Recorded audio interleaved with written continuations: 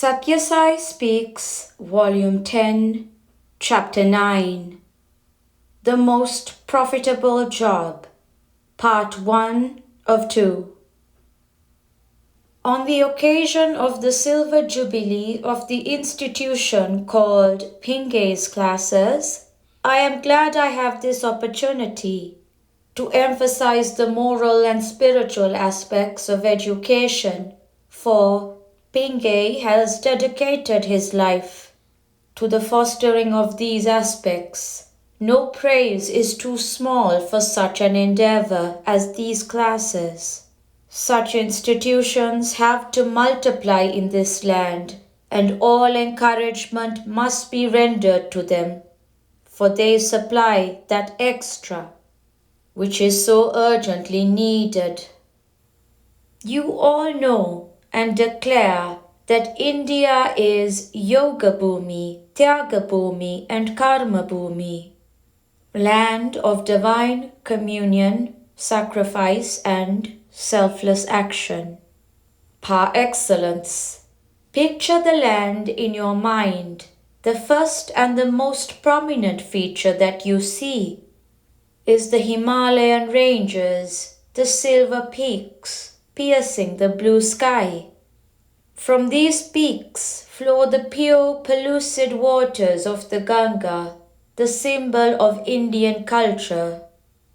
Indian culture is the very basis of human progress.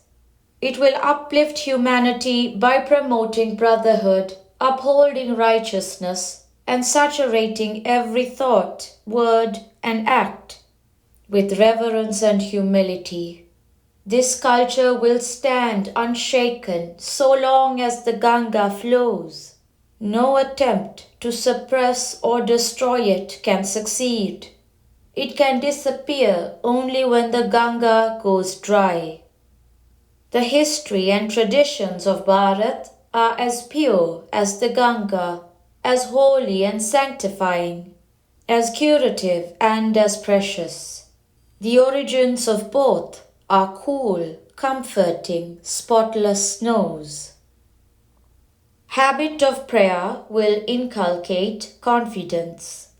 This country is suffering from social, political, and economic ills because those who are responsible for laying down guidance for educational progress have not endeavored to instruct the boys and girls of India in the principles of Indian culture. When man is not trained to live a good and godly life, teaching him various skills and tricks only makes him a danger to himself and to others. There is unending controversy now about the language which should be the medium of instruction. But no one seems interested in the language of the heart, which uses the vocabulary of love and the idiom of self-examination and self-sacrifice. Now, schools and colleges are engaged in stuffing facts and fancies into the heads of the pupils. They do not equip them to face the fortunes of life, to bring the best that is in them, and place them at the service of their communities. The habit of prayer will inculcate courage and confidence. It will provide the pupil with a vast new source of energy. No effort is made to introduce the pupils to the sweet experiences of meditation and yoga, or to the joy of inquiry into one's own reality. When the course of studies is over and the pupil has come out of the drill and grill, he is awarded a degree at the convocation.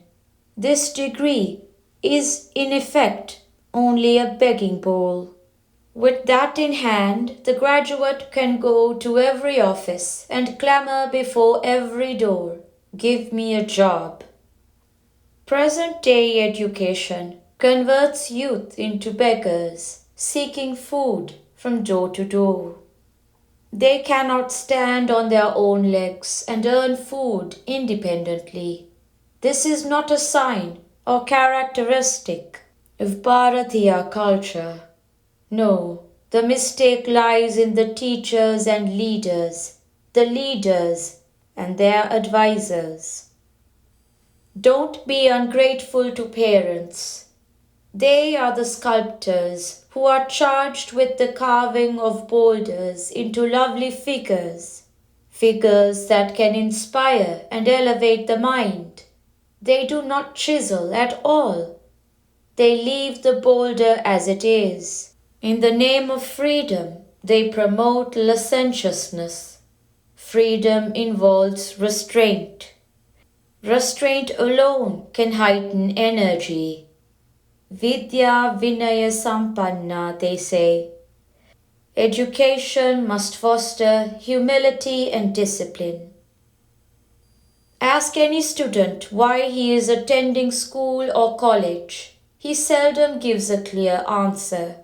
The answer usually will be, I want to read, I want to study. But if that is all he wants, he can read at home or study at home under the guidance of someone. Why should they attend schools and colleges that are far from their homes, spending huge amounts of money? They do attend schools and colleges in order to cultivate discipline, control emotions, canalize passions, learning just a small fraction of what can be gained from schools and colleges. They instill into the pupils the lessons of mutual cooperation, good manners, courtesy, compassion, and comradeship. Adjustment to limitations, overcoming of obstacles with calm deliberation. The marks that you get in the tests and the examinations in each subject are not so important. I attach more importance to the remarks that you earn, whether you are judged good, bad, or indifferent, fresh, fair, free or wicked, vile or vicious. Parents put themselves into a lot of privation in order to provide their children with good education, and in return, if you cause greater privation to them, turning into a person who never does well, a person whose character is so bad that no one dare take you into his care. How ungrateful you are. Give them the peace and joy they deserve. For all the service they have rendered, all the sacrifice they have made. Seek character more than intellect. Students should not have any dealings with politics. Now, contact with politics is ruining students in schools and colleges. Politics without principles, education without character, science without humanity, and commerce without morality are not only useless but positively dangerous. Character is to be sought more than intellect. Now, you may consider bad behavior to be just an adventure, but later, when your own sons behave in that manner, you will realize the mistake of dismissing it as such. The attitude today is the root on which the future grows. The consequence of action can never be avoided. If you give joy to your parents now, your children will be a source of joy to you in your declining years. In schools, we must learn to cultivate unselfish love with no fear or suspicion. Teachers must lead lives based on upright conduct, moral grandeur, and spiritual sadhana. The teachers of tomorrow are the students of today, so cleansing of the atmosphere of the classroom is very necessary in the interest of the future. Teachers are reservoirs from which, through the process of education, students draw the water of life, so every effort has to be made to see that the reservoir is not contaminated by hate or pride. Schools and colleges should not be engaged merely in the processes of teaching and learning. Reading and writing and arithmetic do not exhaust the task of the school. The inculcation of great ideals and the attempt to put them into practice are also equally important tasks. End of part 1 of 2. Bombay, May 13th, 1970.